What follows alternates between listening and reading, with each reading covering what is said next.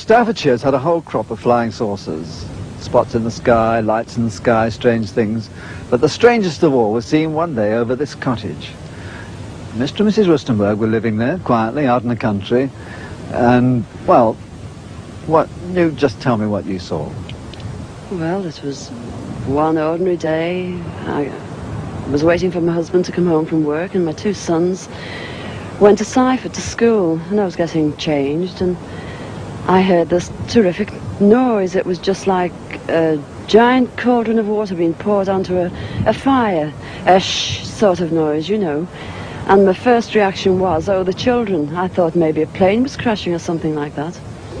And I slipped my jumper on and went outside to find my two sons lying flat on the ground in the garden in front of the house, shouting, "Mummy, Mummy, there's a flying saucer."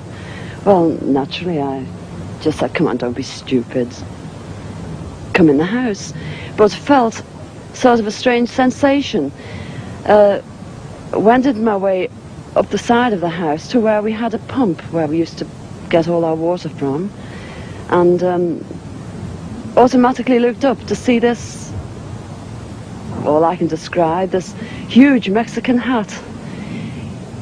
It was stationary, this thing, and it was bright silver in colour, and it had a dome. A dome. It was tilted to sort of, I could see the occupants in it. You saw people in it? I saw people in it. There were two people in there.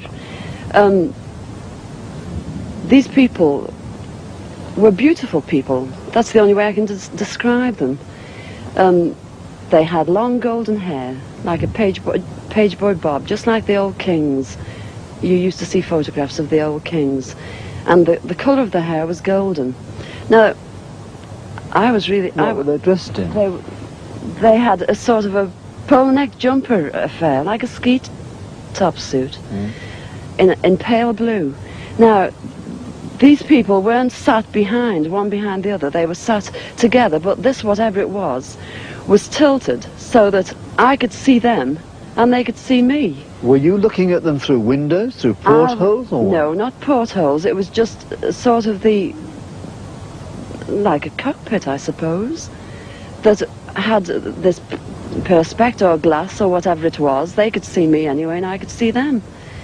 And they had beautiful faces. I shall never forget their faces as long as I live.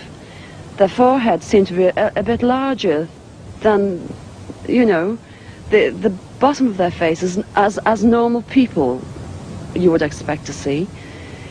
But maybe this was just whatever they had round their heads, which was like a transparent fishbowl. And they just looked, and I was absolutely paralytic with fear. I couldn't move, although my mind was ticking over.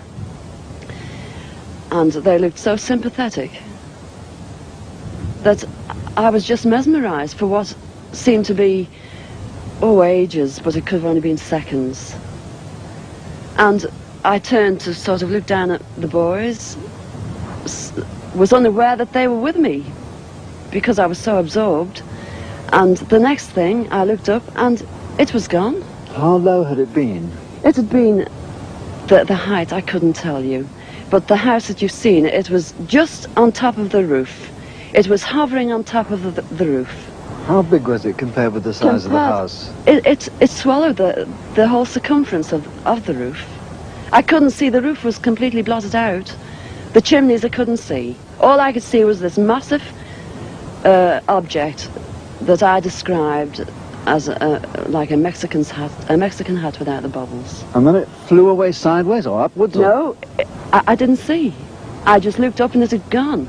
But I assume it went straight up, because for a short while after in the sky I looked around and I said to my two boys, "Where, can you see anything? Can you see anything?" And they said, "There it is, Mum," and they pointed up, and I watched it. It was just like a little cotton reel in the sky, and it circled us 3 times. It went round 3 times, and then it just shut off, and that was it. When I started to analyse myself afterwards, I feared that I might have had an hallucination, but then I knew I hadn't had, because my sons were so sure about what they'd seen and what I'd seen. And it went through my mind that it was a secret weapon from Russia, and then I thought, well, it can't be that, because if they had something like that, they wouldn't need to fear anybody or anything.